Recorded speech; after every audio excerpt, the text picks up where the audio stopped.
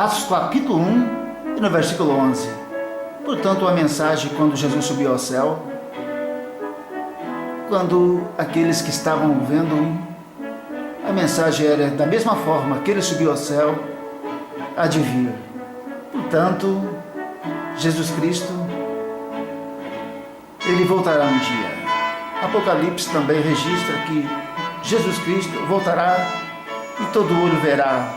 Lucas capítulo 9, no versículo 23, e também no 14, 32, registra que Jesus Cristo virá novamente e visivelmente ao mundo. E sabemos que Jesus também pôde expressar que ninguém subiu ao céu, a não ser aquele que desceu, que é Ele mesmo, em João 3,13. E Elias também, como Enoque, ambos transladados. Elias foi levado ao céu, portanto, a céus e ao céu dos céus. E Jesus Cristo foi ao céu dos céus. Significa sentar à direita de Deus e interceder pelos pecadores.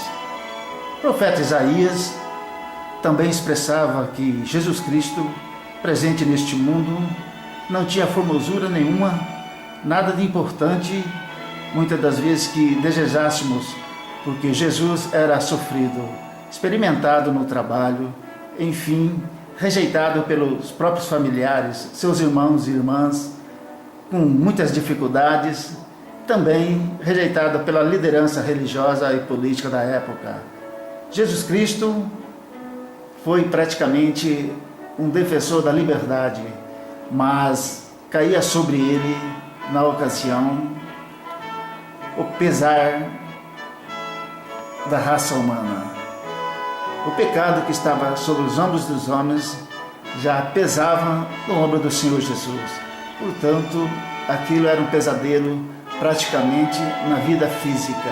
Visivelmente, é como um pesadelo com um homem sofredor aos homens, mas somente ele podia entender a questão espiritual.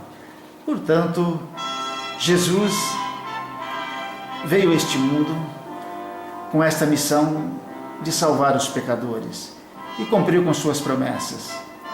E sendo assim também, entendemos que Jesus foi o homem mais indigno que passou por este mundo.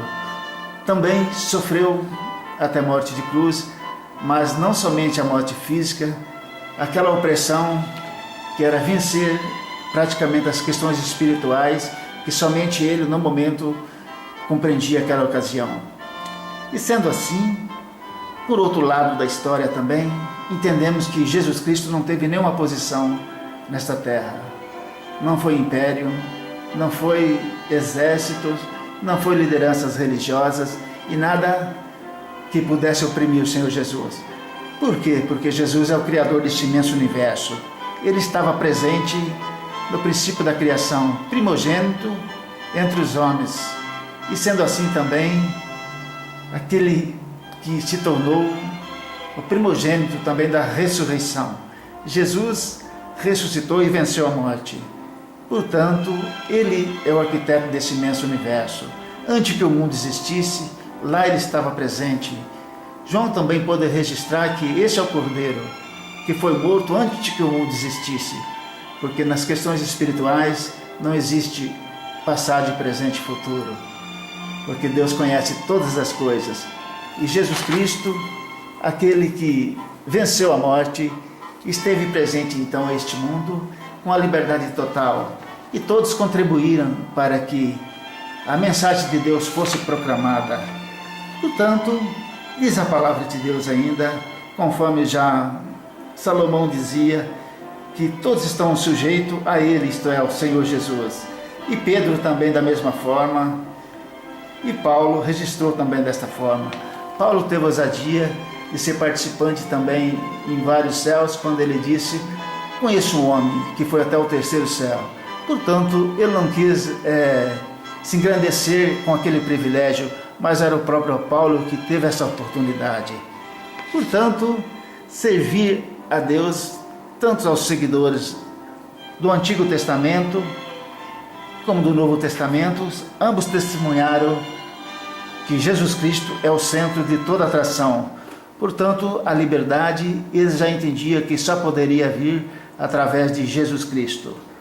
O privilégio que muitos poderiam ter, a salvação contido no nome de Jesus.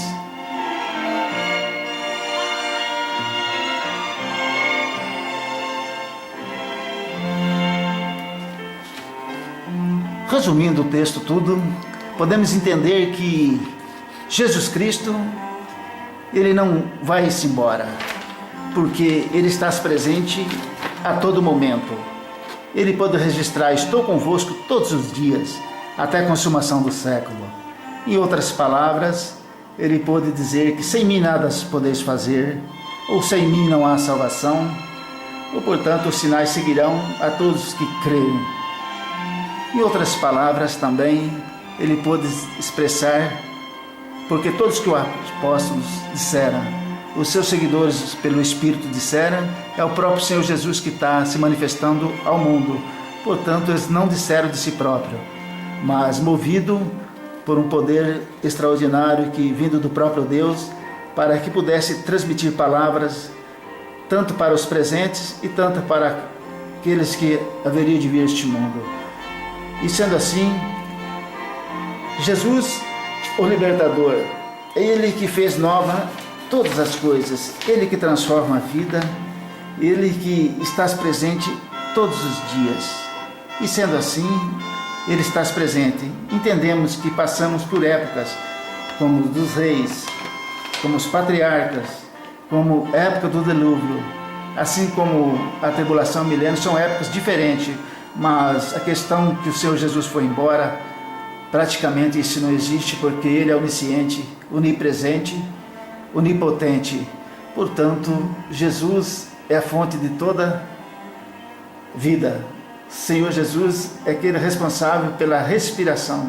Todos que respiram dependem do Senhor Jesus para sobreviver.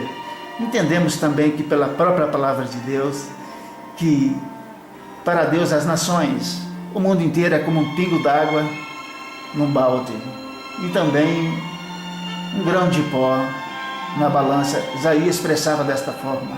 É assim o poder de Deus. E Davi, com toda a experiência que teve também, ele pôde dizer que ele estava apto a vencer exércitos, no plural, se o Senhor estivesse com ele, porque o poder de Deus se manifesta de maneira especial.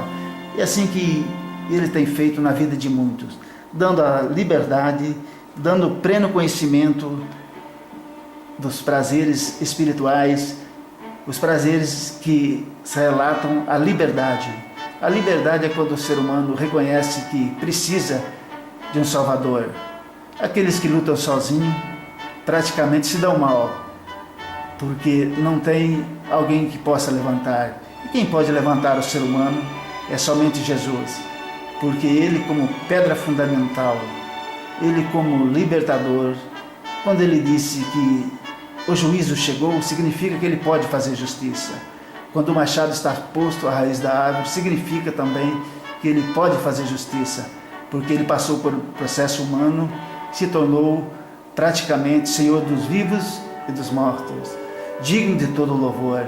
Tanto que Paulo, aquele que pôde escrever quase o Novo Testamento inteiro, ele pôde dizer uma palavra simples, mas objetiva, que todos que têm um nome, tanto nos céus, tanto na terra e debaixo da terra, significa que todos que têm um nome dobrarão diante do Senhor Jesus. Cedo ou médio ou longo prazo, com certeza todos dobrarão e reconhecerão que Ele é o Senhor, para a glória de Deus. Bem-aventurados aqueles que assim o fazem, em tempo oportuno, em tempo dessa liberdade, reconhece que tem alguém sobre sua vida, que tem controle sobre os mares, sobre tudo o que acontece na terra, no mundo visível ou invisível. Jesus Cristo é o Senhor dos senhores.